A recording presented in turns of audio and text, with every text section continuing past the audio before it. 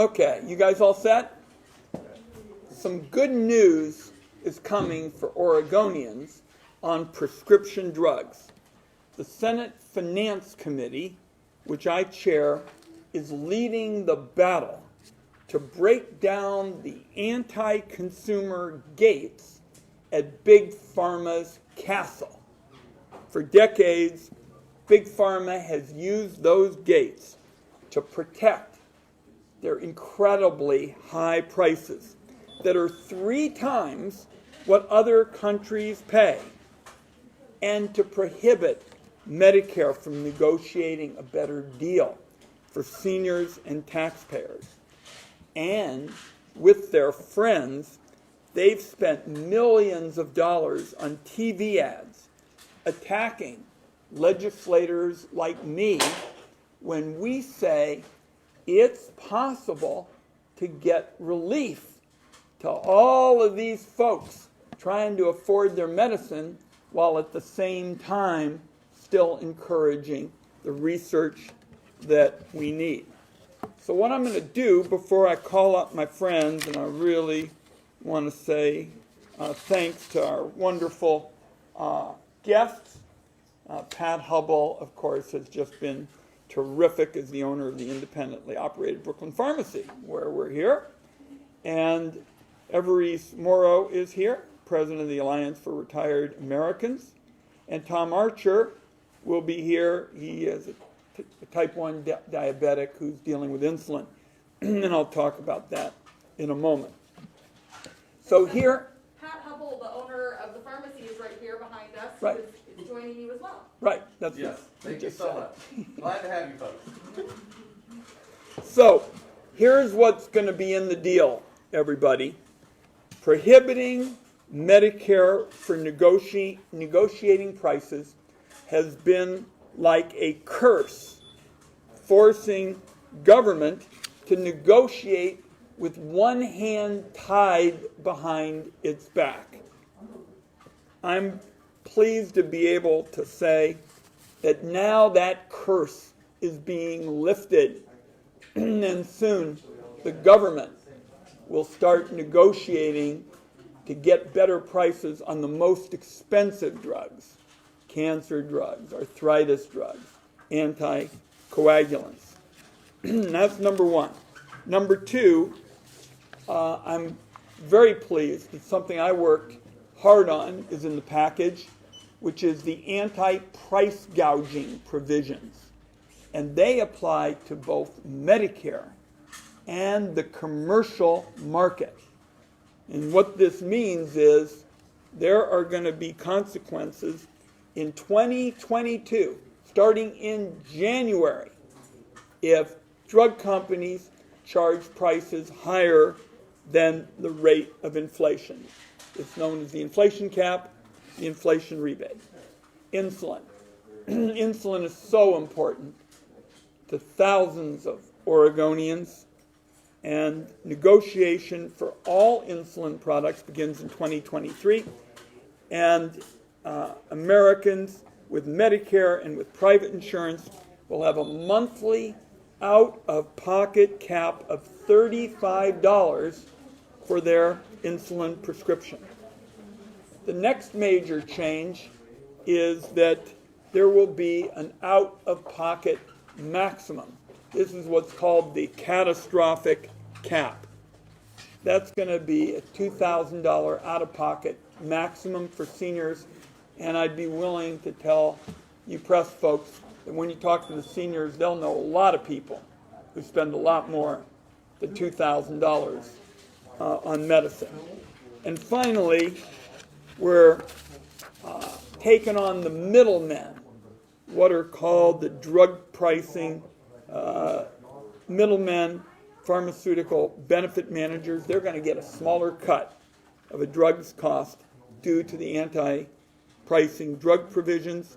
And we're also going to create more incentives for them and everybody else in the supply chain to drive the prices down rather than the incentives today, which are to drive the prices up. So that's a bit from me. And I think a lot of you know I've been in this fight since the days when I was director of the Oregon Gray Panthers, when we were fighting these big lobbies.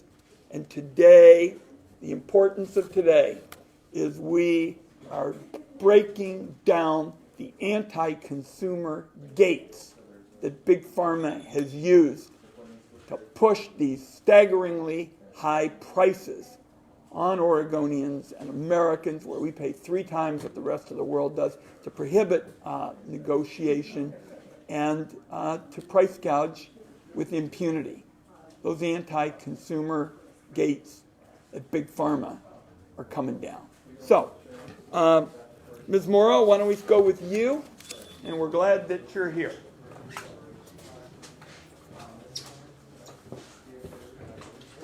Could you just say your name? I will. Hi, my name is Everest Morrow. I'm the Oregon president of the Alliance for Retired Americans. Thank you very much, Senator Wyden, for asking me to be here. The Alliance believes that we are better off today because of the work of Senator Wyden. And I'm so appreciative, and having been a constituent for a very long time, the Alliance of Retired Americans have worked for over 20 years to get Medicare to negotiate lower drug prices.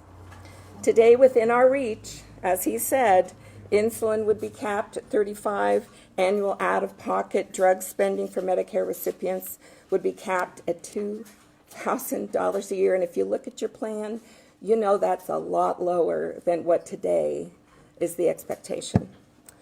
Inflationary caps on those rising prices.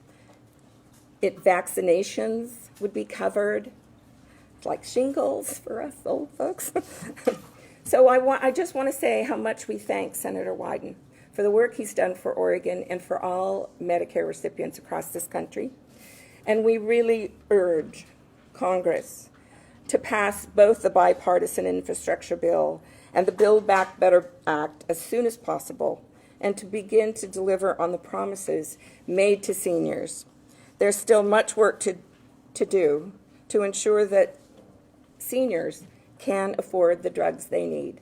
I know personally from my own family what my elderly sister, I use that word advisedly, receives every month in her Social Security would not cover this at all. So fortunately, we're in good health. But so many of my friends can't say that. So when I look at it, all of you, the folks who've come today, and Senator Wyden and myself, keep the fight going. And I thank you once again for all your help. And I appreciate that my granddaughter's first activism is here for you today. And this is going to help. This is going to help everybody. It really will. Her future. We've got provisions that are not just for seniors, but for everybody. So it. glad you're here, Ms. Thank Morrow. you. Okay, Mr. Archer.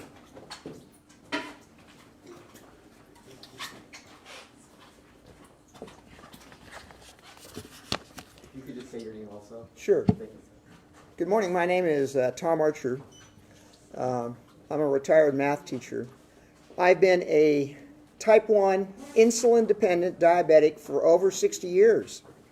I've taken a variety of insulins over that time.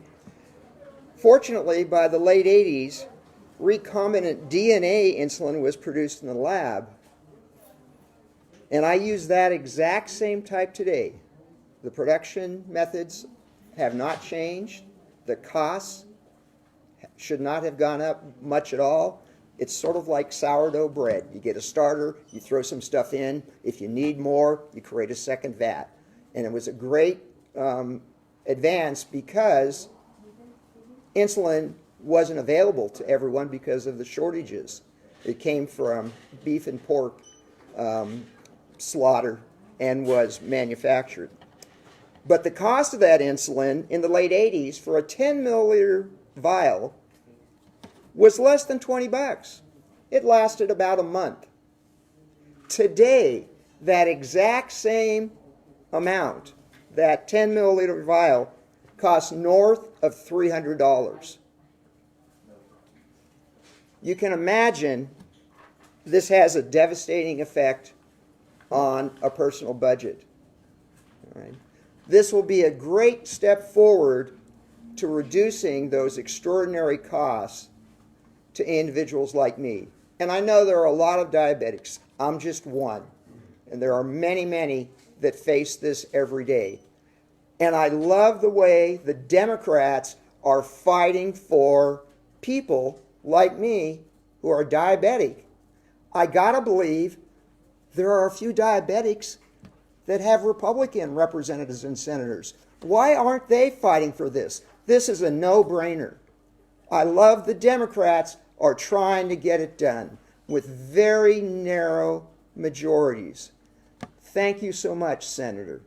Oh, Tom, such a powerful presentation, and I'm going to introduce our next speaker with a special introduction. But Tom's point is that insulin prices, and insulin is used by thousands and thousands of Oregonians, have seen something like a tenfold increase in prices over the last few years. As Tom just said, the drug isn't 10 times better, folks. It's the same insulin. The only thing that has changed is the prices, and they've been able to do that because the government has never said, we're going to take you on. And I'm taking them on. There's going to be a cap, $35 a month, out of pocket. You're taking them on. Going to make a difference for Oregonians. Now, the reason I wanted to come up again is to say a few words. Just stay put there, Pat, because I got to talk about Pat for a minute. Big Pharma would like to have pharmacies like this no longer part of the healthcare landscape.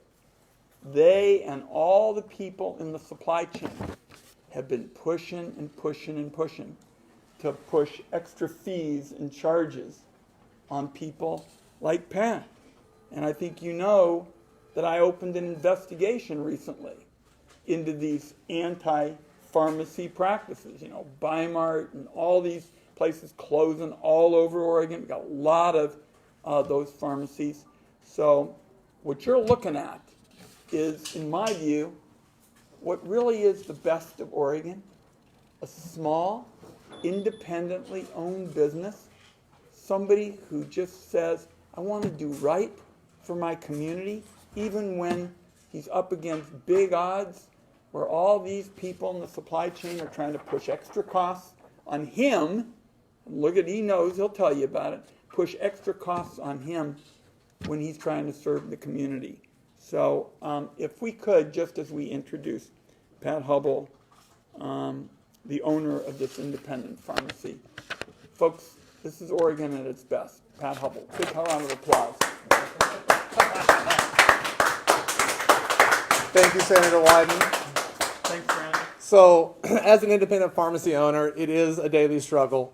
We do try really hard to take care of our community.